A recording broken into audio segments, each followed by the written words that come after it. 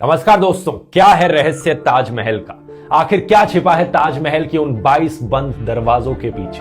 कुछ लोगों का कहना है कि उनके पीछे हिंदू भगवानों की मूर्तियां हैं। दूसरी तरफ कुछ लोग कहते हैं कि उनके पीछे आपको मिलेंगे अच्छे दिन। पहले दरवाजे के पीछे सस्ता पेट्रोल डीजल, दूसरे दरवाजे के पीछे एम्प्लॉयमेंट अपॉर्चुनिटीज। कुछ लोग तो ये तक कहते हैं कि ताजमहल एक्चुअली में एक शिव मंदिर है जिसका असली नाम है तेजो महाल्य। एक थ्योरी के अनुसार मुगल बादशाह शाहजहां ने इसे नहीं बनाया था, बल्कि इसे बनाया गया था राजा परमारदी देव के द्वारा 13th सेंचुरी में। उसके बाद ये पास डाउन हुआ राजा मानसिंह को, और शाहजहां ने एक्चुअली में ताजमहल को खरीदा उनके पोते राजा जय सिंह से। ऐसी ही एक और पॉपुलर थ्योरी ताजमहल के बारे में बताई जाती है कि एक्चुअली में शाहजहां ने 20,000 लेबरर्स के हाथ कटवा दिए थे ताजमहल बनाने के बाद, ताकि वो जो वर्कर्स हैं जिन्होंने ताजमहल को बनाया वो कोई भी ऐसा इतना सुंदर मॉन्यूमेंट ना बना पाए। अब एक थ्योरी के अनुसार तेजो महाल्य बना था 13th सेंचुरी में, दूसरी के अनुसार शाहजहां ने अपने वर्कर्स के हाथ कटवाए थे 17th सेंचुरी में, 450 साल बाद। तो ऐसा तो हो नहीं सकता कि ये दोनों चीजें सच हो। इसलिए आज के वीडियो में आइए सच जानने की कोशिश करते हैं दोस्तों। क्या है इतिहास ताजमहल का? इन अलग अलग थ्योरीज में कितनी सच्चाई है और क्या छिपा है ताजमहल के उन बंद 22 दरवाजों के पीछे? दुनिया का 7वां अजूबा, प्यार की निशानी। कहा जाता है कि इतिहास तथ्यों पर आधारित होता है, ना कि भावनाओं पर। कैसा इतिहास, कहाँ का इतिहास, कौन सा इतिहास? याचिकाकर्ता की मांग है कि ताजमहल में मौजूद 20 बंद कमरों को खोला जाए। And the judges have slammed the Taj Mahal petitioner.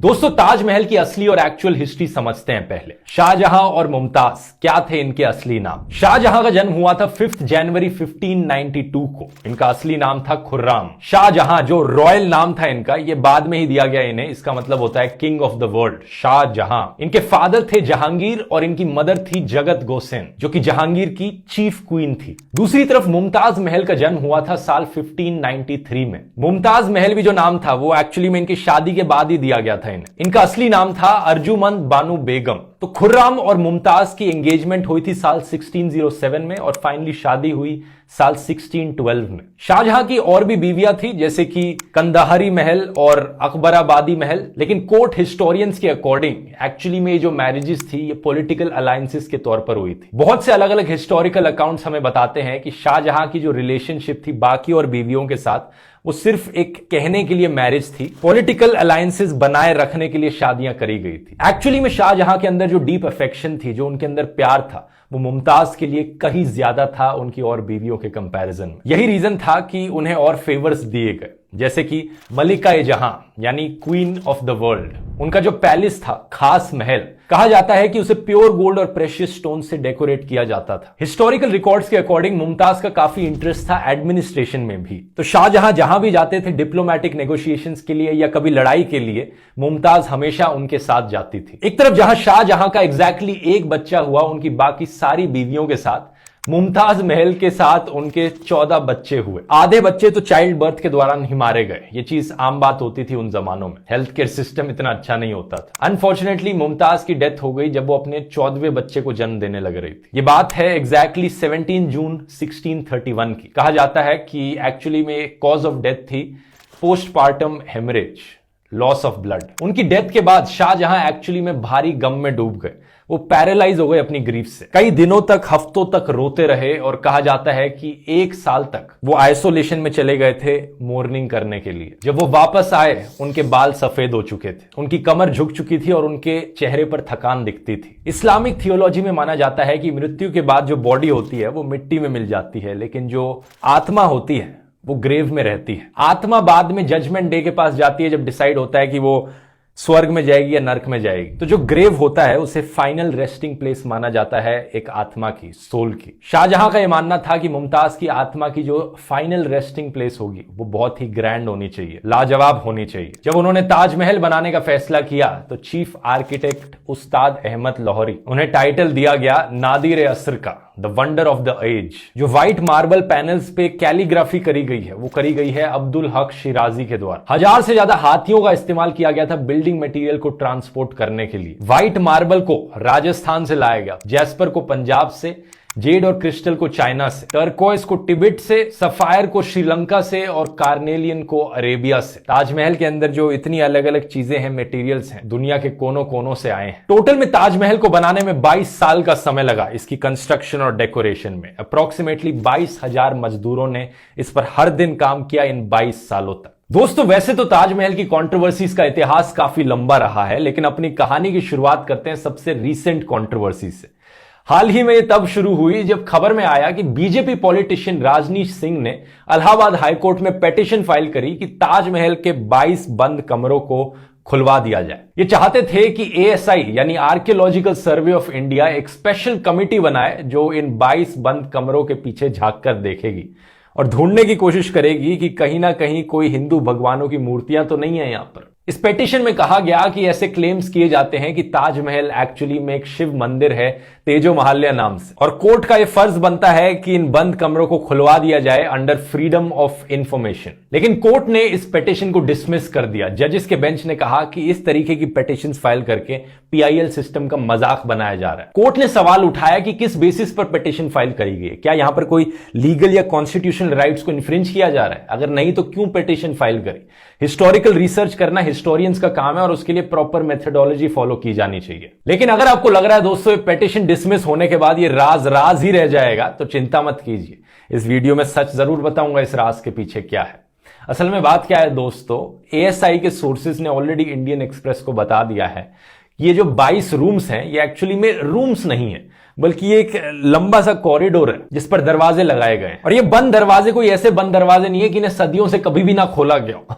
ASI के स्टाफ इनके अकॉर्डिंग ताजमहल के इन कमरों को हर हफ्ते जाकर या 2 हफ्ते में एक बार जाकर इनकी सफाई करता रहता है। एक रिटायर्ड एएसआई ऑफिशियल ने बताया कि यहां दीवारों पर कुछ भी नहीं है और बेसमेंट में ऐसे कमरे बने रहना कोई अनयूजुअल चीज नहीं है मुगल मॉन्यूमेंट्स के लिए। जो हुमायूंस टूम है दिल्ली में और जो सफदरजंग टूम है वहां पर भी ऐसे ही अंडरग्राउंड बेसमेंट में कमरे हैं जो एक तरह का कॉरिडोर बना रहे हैं और ये स्ट्रक्चरल एलिमेंट के तौर पर काम कर रहे हैं जिसके ऊपर पूरा ये ढांचा टिका हुआ है। एक और रिटायर्ड एएसआई ऑफिशियल ने बताया कि एक्चुअली में ये जो एरिया है ये इसलिए बंद किया गया है क्योंकि टूरिस्ट के लिए कुछ है ही नहीं वहां पर देखने के लिए। अननेसेसरली उन्हें खोलकर रखा जाएगा तो ज्यादा भीड़ आ जाएगी और मॉन्यूमेंट को प्रिजर्व रखने के लिए उन एरियाज को लॉक करके रखा गया। ताजमहल आखिर में एक प्रोटेक्टेड वर्ल्ड हेरिटेज साइट है जहां पर हर रोज 1 लाख से ज्यादा लोग आते हैं, तो कॉन्स्टेंटली इतने ज्यादा लोगों के आने जाने से वेयर एंड टियर ना हो, मॉन्यूमेंट प्रोटेक्टेड रहे। अब पिटीशन के डिसमिस होने के बाद भी, एएसआई ऑफिशियल्स का इतना सब कहने के बाद भी ये डिबेट बंद नहीं हुई। कुछ मीडिया वालों ने, सोशल मीडिया पर कुछ लोगों ने इस डिबेट को जबरदस्ती जारी रखा। ऑलमोस्ट ऐसा लग रहा था कि मानो किसी को फायदा पहुंच रहा हो ऐसी चीजों पर चर्चा करके। तो हुआ क्या, 3 से 4 दिन बाद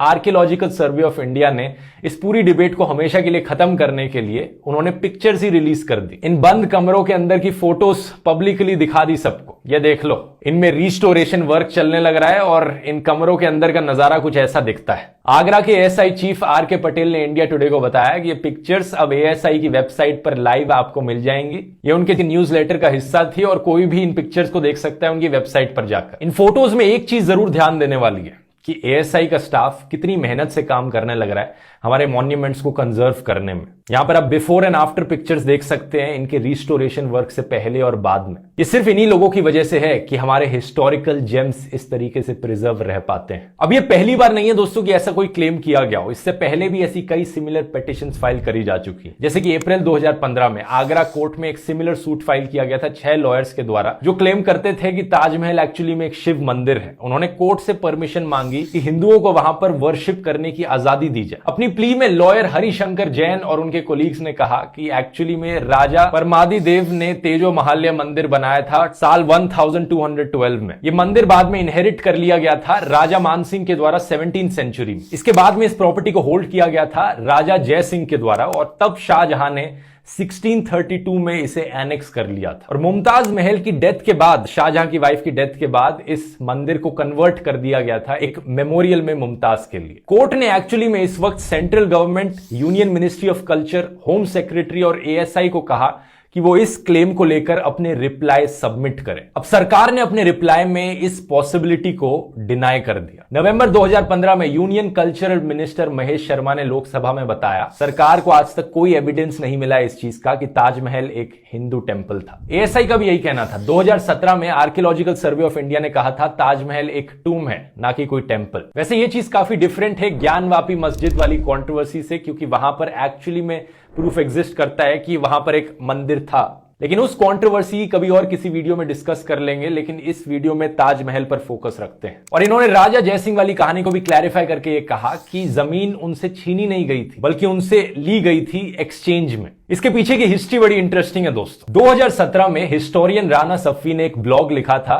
डेलीओ प्लेटफॉर्म पर। ये इंडिया टुडे ग्रुप का एक ब्लॉगिंग प्लेटफॉर्म है। इसमें इन्होंने बताया कि मुगलों को एक्चुअली में काफी शौक था हिस्ट्री का एक रिकॉर्ड रखने का। कई मुगल महाराजा तो खुद ही अपनी ऑटोबायोग्राफीज लिखते थे, अपनी डायरीज लिखते थे, जैसे कि जहांगीर ने जहांगीरनामा लिखी थी। इसके अलावा वो ऑफिशियल हिस्ट्री को कोर्ट हिस्टोरियंस के द्वारा भी लिखवाते थे। फॉर एग्जाम्पल अकबर के टाइम में अबुल फाजिल ने हिस्ट्री का रिकॉर्ड रखा था। इसके अलावा तीसरा और हिस्ट्री के अकाउंट्स होते थे जो और लोगों ने लिखे होते थे जो उस समय में रह रहे होते थे। इन्हें कंटेम्प्रेरी अकाउंट्स कहा जा सकता है। इन कंटेम्प्रेरी टेक्स्ट को W.A. बेगली और Z.A. देसाई ने अपनी किताब ताजमहल एन इल्यूमिनेटेड टूम में कंपाइल किया था। उस जमाने के इन अलग अलग सोर्सेस को अगर कंपाइल करके साथ में देखा जाए तो हमें ताजमहल की हिस्ट्री के बारे में बहुत डिटेल में पता चलता है। ताजमहल एक्चुअली में कैसे बना था, क्या होता था उस जमाने में, इन सबको बहुत ही अच्छी तरीके से डॉक्यूमेंट किया गया है। राजा जयसिंह के एक्चुअली में काफी फ्रेंडली रिलेशंस थे शाहजहां से। हमें पता चलता है कि राजा जयसिंह एक्चुअली में उसी जगह पर रहते थे जहां पर ताजमहल बना था। उस जगह को एक हवेली, एक खाना, एक मंजिल करके रेफर किया जाता है अलग अलग सोर्सेस के द्वारा।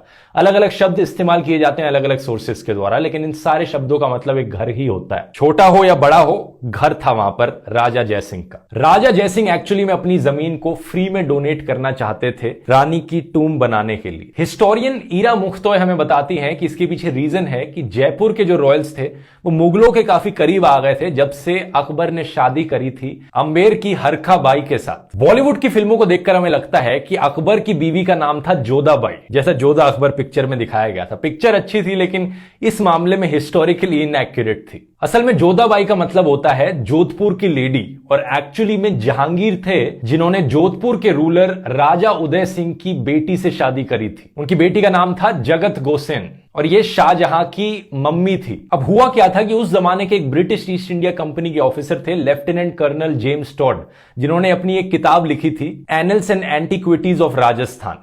उस किताब में उन्होंने गलती से मेंशन कर दिया था जोधाबाई को हरकाबाई की जगह पर, इसलिए तब से लोगों को लगने लगा कि एक्चुअली में जोधाबाई अकबर की बीवी थी। लेकिन अकबर की बीवी हरकाबाई थी और वो बुआ हुई राजा मानसिंह की, और राजा मानसिंह ट्रस्टेड जनरल अकबर के। अब अकबर के पोते थे शाहजहां और राजा मानसिंह के पोते थे राजा जयसिंह। तो आप समझ ही सकते हो कि इन दोनों के इतने क्लोज रिलेशंस क्यों थे राजा जयसिंह और शाहजहां के। यही रीजन था कि राजा जयसिंह ने अपनी जमीन को फ्री में ऑफर किया था कि वो डोनेट कर देंगे शाहजहां को। शाहजहां अपना टूम बना सकते हैं अपनी मुमताज के लिए। लेकिन उनके ऑफर के बावजूद भी शाहजहां ने ये जमीन फ्री में एक्सेप्ट नहीं करी। शाहजहां ने राजा जयसिंह को रिटर्न में एक्सचेंज में 4 हवेलियां दी। एग्जैक्टली ये जो ट्रांजैक्शन था इसे ऑफिशियल पेपर्स में रिकॉर्ड भी किया गया है और उस पर डेट लिखी गई है जब हुआ था 28 दिसंबर 1633 को। यह फरमान आज के दिन आपको मिल जाएगा जयपुर के सिटी पैलेस म्यूजियम में। हिस्टोरियन राणा सफ़ी ने इसकी एक कॉपी भी अपलोड करी थी ट्विटर पे ट्रांसलेशन के साथ। वैसे अगर आपको इस समय की हिस्ट्री बहुत दिलचस्प लगती है दोस्तों सुनने में, तो मैं आपको कुक्कू एफएम पर एक ऑडियो बुक रिकमेंड करूंगा छत्रपति शिवाजी महाराज के ऊपर। इस ऑडियो बुक में आपको मराठा एम्पायर की हिस्ट्री समझाई गई है डिटेल में कि कैसे ये एम्पायर एक्सपैंड हुआ, इन्होंने डिफीट किया मुगल्स को। बहुत ही इंटरेस्टिंग तरीके से ये सब आपको सुनने को मिलेगा। कुक्कू एफएम एक ऑडियो लर्निंग प्लेटफॉर्म है जहां पर आपको ढेर सारी ऐसी ऑडियो बुक्स, हिस्ट्री की किताबें, मोटिवेशनल बुक्स सुनने को मिलेंगी। आमतौर पर इसकी कॉस्ट होती है 399 रुपीज पर ईयर, बट क्योंकि इन्होंने इस वीडियो को स्पॉन्सर किया तो आप लोगों के लिए एक स्पेशल डिस्काउंट है। आपको 50% ऑफ मिलेगा अगर आप कूपन कोड ध्रुव50 इस्तेमाल करेंगे। तो आपके लिए साल भर की कुक्कू एफएम की कॉस्ट पड़ेगी सिर्फ 199 रुपीज। पूरे साल भर के लिए इनकी पूरी लाइब्रेरी को एक्सेस करने के लिए सिर्फ 199 रुपीज। लिंक नीचे डिस्क्रिप्शन में मिल जाएगा, जाकर चेकआउट कीजिए। और अब टॉपिक पर वापस आते हैं। तो अब सवाल ये उठता है कि ये झूठ किसने फैलाया कि राजा जयसिंह का वहां पर एक मंदिर था जो उन्होंने इनहेरिट किया था और उसे छीना गया शाहजहां के द्वारा। तेजो महल्ले हुआ करता था एक शिव मंदिर। इसका तो बिल्कुल ही कोई एविडेंस नहीं है, कहीं से तो लेकिन ये आया होगा, ये जो कि आज के दिन हर कहीं सुनने को मिल रहा है। इसका जवाब है दोस्तों एक इंसान का नाम, पुरुषोत्तम नागेश ओक, शॉर्ट में कहा जाए तो पीएन ओक। ये वो इंसान थे जिन्होंने पहली बार इस तेजो महालय के क्लेम को उठाया। और इंटरेस्टिंगली ये कोई हिस्टोरियन नहीं थे। इन्हें हिस्ट्री बहुत पसंद थी, हिस्ट्री लिखनी भी बहुत पसंद थी, लेकिन ये हिस्टोरियन नहीं थे क्योंकि अपनी मन मर्जी से हिस्ट्री लिखते थे, रीराइट करते थे हिस्ट्री को। दोस्तों आमतौर पर एक हिस्टोरियन की मेथडोलॉजी बहुत ही लंबी होती है, बहुत ही टायरिंग होती है। एक हिस्टोरियन को पुराने अखबारों से, पुरानी मैगजीन से, पुरानी डायरी एंट्रीज से, लेटर्स से, चिट्ठियों से, पेंटिंग से, कोर्ट हिस्टोरियंस के हिस्टोरिकल अकाउंट से, कंटेम्प्रेरी हिस्टोरियंस के अकाउंट से, ट्रैवलर्स ने क्या लिखा था, कार्बन डेटिंग देखकर, ये सब देखकर अंदाजा लगाना पड़ता है, समझना पड़ता है कि एक्चुअली में क्या हुआ था उस जमाने में। समझने के बाद उन्हें अपने शब्दों में इसे लिखना पड़ता है, एक अकाउंट क्रिएट करना पड़ता है अलग अलग सोर्सेस को साइट करके। उसके बाद उनकी राइटिंग को पीयर रिव्यू किया जाता है बाकी और हिस्टोरियंस के द्वारा, ये चेक करने के लिए कि कितना एक्यूरेट है किसी एक हिस्टोरियन के द्वारा लिखा गया अकाउंट। लेकिन पीएन ओक की मेथडोलॉजी इससे बहुत अलग थी। उनकी मेथडोलॉजी थी कि भाई वैटिकन शब्द सुनने में संस्कृत के शब्द वाटिका से काफी सिमिलर लग रहा है, तो हो सकता है कि वैटिकन सिटी एक टाइम पर कोई हिंदू टेंपल होगी। हो क्या सकता है, एक्चुअली में मैं लिख डालता हूं, यही हुआ था। वेस्टमिनिस्टर एबी भी एक हिंदू टेंपल था। ये मैं मजाक नहीं कर रहा हूं दोस्तों, पीएन ओक ने एक्चुअली में यही सब चीजें लिखी थी अपनी पैम्फलेट्स में। अगर ये चीजें सुनने में थोड़ी अजीबोगरीब लग रही हैं, इससे भी ज्यादा अजीबोगरीब चीजें लिखी थी उन्होंने एक पैम्फलेट लिखा था क्रिश्चियनिटी के ऊपर। उन्होंने कहा था क्रिश्चियनिटी एक्चुअली में क्रिश्चियन नीति है। उनके हिसाब से जीसस एक्चुअली में इंडिया में आए थे जब वो 13 से 30 साल की उम्र के बीच में थे और वो क्रिश्चियन नीति सीख कर गए थे। तो जो पूरा क्रिश्चियनिटी धर्म है वो हिंदुइज्म से इंस्पायर्ड है। इतना ही नहीं, उन्होंने ये भी कहा था कि इस्लाम और जूडाइज्म धर्म भी हिंदुइज्म से ही निकल कर आए। आप पूछोगे कैसे? उन्होंने कहा कि इब्राहिम सुनने में ब्रह्मा जैसा लगता है, इब्राहिम की बीवी सारा सरस्वती होंगी, मोजेस महेश होंगे यानी शिव। इनफैक्ट इनके अकॉर्डिंग पूरी दुनिया पर राज किया जाता था एक एंशिएंट हिंदू एम्पायर के द्वारा। तो ताजमहल के टॉपिक पर वापस आए तो ये पहली बार पीएन ओक ही थे जिन्होंने ताजमहल के ऊपर ये कंस्पिरेसी थ्योरी बनाई। इनकी राय में कोई भी मॉन्यूमेंट बनाया ही नहीं मुगलों ने। पहले तो पीएन ओक का कहना था कि ताजमहल एक एंशिएंट हिंदुइज्म का एक वंडर है जो बहुत पुराने जमाने में बना है। लेकिन फिर हिस्टोरियंस ने कहा कि 4th सेंचुरी से पहले की जो बिल्डिंग्स हैं इंडिया में, अगर वो रॉक कट है तो सरवाइव कर पाई है, लेकिन उसके अलावा कोई बिल्डिंग सरवाइव ही नहीं कर पाई, तो ये कैसे पॉसिबल हो सकता है? ताजमहल एक्चुअली में 1600s में ही बना है। ये सुनकर ओक ने अपने क्लेम को रिवाइज कर लिया। फिर उन्होंने कहा कि एक्चुअली में इसे साल 1155 में बनाया गया था राजा परमरी देव के द्वारा, उन राजा देव के चीफ मिनिस्टर के द्वारा। जब खुद के घर का इतिहास हो तो 2 मिनट भी नहीं लगते उसे बदलने में। अच्छा, फिर साल 1989 में इन्होंने एक और पैम्फलेट लिखा था जिसका टाइटल था ताजमहल द ट्रू स्टोरी। अपने ही पैम्फलेट के बेसिस पर इन्होंने कोर्ट में एक PIL फाइल करी साल 2000 में, ये कहते हुए कि अब हमें सच जानना पड़ेगा क्या है। इंटरेस्टिंगली इन्होंने कोर्ट में वो बात भी साइट करी थी कि शाहजहां ने राजा जयसिंह की हवेली को एक्वायर किया था। तो एक लाइन इन्होंने एक्चुअल हिस्ट्री से निकाली और बाकी की हिस्ट्री इन्होंने अपने दिमाग से, अपनी इमेजिनेशन से क्रिएट कर दी। सच बताऊं तो पीएन ओक एक बहुत ही अच्छे सुपरहिट फिक्शन राइटर बन सकते थे, लेकिन पता नहीं क्यों वो अपने आप को हमेशा एक सेल्फ प्रोक्लेम्ड हिस्टोरियन करके पुकारते थे। सुप्रीम कोर्ट ने भी उनकी पिटीशन को डिसमिस किया था ये कहते हुए कि वो मिसकंसीव्ड है, और मजाक भी उड़ाया था सुप्रीम कोर्ट ने उनका कहते हुए कि कोई मधुमक्खी ने इन्हें काट लिया ऐसा लगता है। फिर आते हैं हम साल 2010 में। व्हाट्सएप की शुरुआत होती है, व्हाट्सएप यूनिवर्सिटी की शुरुआत होती है, और पीएन ओक की ये जो बनावटी कहानियां थी ये व्हाट्सएप यूनिवर्सिटी की थ्योरीज बन जाती हैं। यही फिक्शनल कहानियां बार बार फॉरवर्ड होकर लोगों तक पहुंचती हैं।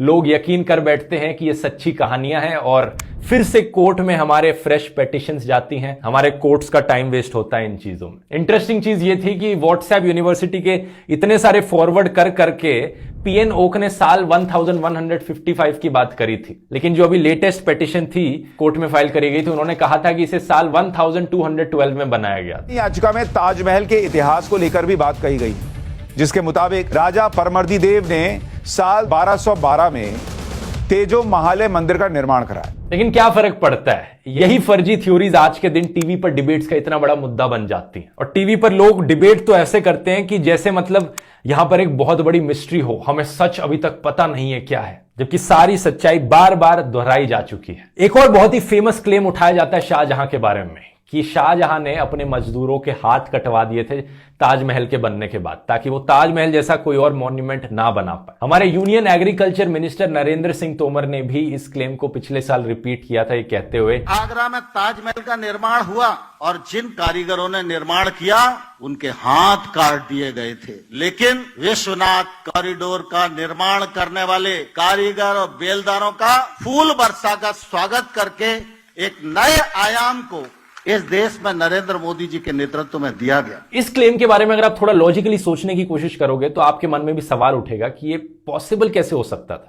ये 20,000 वर्कर्स जिन्होंने ताजमहल बनाया, क्या एक ही दिन में सबके हाथ एक साथ काट दिए गए? अगर नहीं तो क्या सबको एक एक करके बुलाया गया कि आओ नेक्स्ट बारी आपके हाथ कट रहे हैं, सबको लाइन में खड़ा किया गया? एक दिन में तो पॉसिबल हो नहीं सकता 20,000 लोगों के हाथ काटना। तो भाई आ जाओ, थर्सडे है, थर्सडे के दिन इन मजदूरों के हाथ कटेंगे। वो वाला मजदूर, उसकी बारी सैटरडे को आएगी, उसके हाथ हम सैटरडे को काटेंगे। अगर ऐसे होता तो कोई मजदूर क्या अपना लाइन में खड़े होकर वेट करता कि मेरे हाथ कटने जा रहे हैं सैटरडे तक, मैं रुककर लाइन में खड़े होता हूं? जैसे ही हाथ कटने शुरू होते हैं यहां पर, वो तो भाग पड़ते। अब ऑब्वियसली अगर हिस्टोरिकली देखा जाए तो इस चीज का जीरो एविडेंस है कि यह चीज सच थी। अगर यह चीज सच होती तो आर्कियोलॉजिकली हमें स्केलेटन्स मिलते हाथों के, कहीं ना कहीं किसी ना किसी एक किताब में तो इसका मेंशन किया जाता, किसी ना किसी कोर्ट हिस्टोरियंस के द्वारा तो इसका मेंशन किया जाता। कई ट्रैवलर्स आए थे वहां पर उस जमाने में घूमने, फॉरेन के, वो अपनी किताबें लिखते थे, किसी ना किसी एक किताब में तो कहीं ना कहीं तो कुछ मेंशन होता, लेकिन कुछ भी मेंशन नहीं है। इनफैक्ट एविडेंस जो है हमारे पास वो इसका बिल्कुल उल्टा है। शाहजहां ने एक बड़ी सेटलमेंट बनाई थी ताजगंज करके, जो कि आज के दिन तक एग्जिस्ट करती है। हजारों मेसन्स, आर्टिसंस और अलग अलग मजदूर वहां पर असेंबल हुए थे एम्पायर के अलग अलग हिस्सों से, साथ में मिलकर काम करने के लिए। उन मजदूरों के जो डिसेंडेंट्स हुए, आने वाली पीढ़ियां हुई, वो भी आज के दिन तक उसी जगह पर काम करती हैं और अपनी फोरफादर्स की स्किल को प्रैक्टिस करती हैं। एक्चुअली में हुआ क्या था कि ताजमहल बनाने के बाद शाहजहां के मजदूरों ने एक पूरा का पूरा नया इंपीरियल शहर बनाया जिसका नाम था शाहजहानाबाद, यानी दिल्ली। तो थोड़ा लॉजिकली सोचकर देखो, ताजमहल, रेड फोर्ट, जामा मस्जिद, ये सब अराउंड द सेम टाइम बने हैं। अगर उन मजदूरों के हाथ काट दिए जाते तो ये सब इतनी बड़ी बड़ी चीजें फिर से कैसे बना पाते? शाहजहां के पीरियड को एक्चुअली में माना जाता है मुगल आर्किटेक्चर का गोल्डन पीरियड, और ये तभी पॉसिबल हो पाया जब शाहजहां ने अपने मजदूरों को आदर दिया। आज के दिन बहुत से लोगों के लिए ताजमहल एक सिंबल ऑफ लव है। शकील जैसे पोएट्स ने इसके बारे में लिखा है, कहते हुए, एक शहंशाह ने बनवा के हंसी ताजमहल, सारी दुनिया को मोहब्बत की निशानी दी है। दूसरी तरफ लेजेंडरी पोएट्स जैसे कि सहीर लुधियानवी ने लिखा है, एक शहंशाह ने दौलत का सहारा लेकर हम गरीबों की मोहब्बत का उड़ाया है मजाक। बात इनमें से कोई भी सच हो, लेकिन आज के दिन यह डिनाई नहीं किया जा सकता कि ताजमहल एक आर्किटेक्चर मार्वल है, दुनिया का one of the official 7 wonders of world है और एक यूनेस्को वर्ल्ड हेरिटेज साइट है। इंडिया की one of the most popular tourist attractions, जिसको देखने के लिए दुनिया भर से लोग इंडिया आते हैं। इसमें ना प्राउड होने की कोई बात ही नहीं है, सही मायनों में ये एक इंडिया की शान है। वीडियो इंफॉर्मेटिव लगा, बाकी और हिस्ट्री वीडियोस भी आप इस प्लेलिस्ट में देख सकते हैं। और अगली बार अगर आप किसी को सुने अपने व्हाट्सएप ग्रुप में, अपने फैमिली मेंबर्स में, अपने दोस्तों में ताजमहल के बारे में झूठी अफवाहें फैलाते हुए, तो ये वीडियो जरूर उनके साथ शेयर करना। बहुत बहुत धन्यवाद।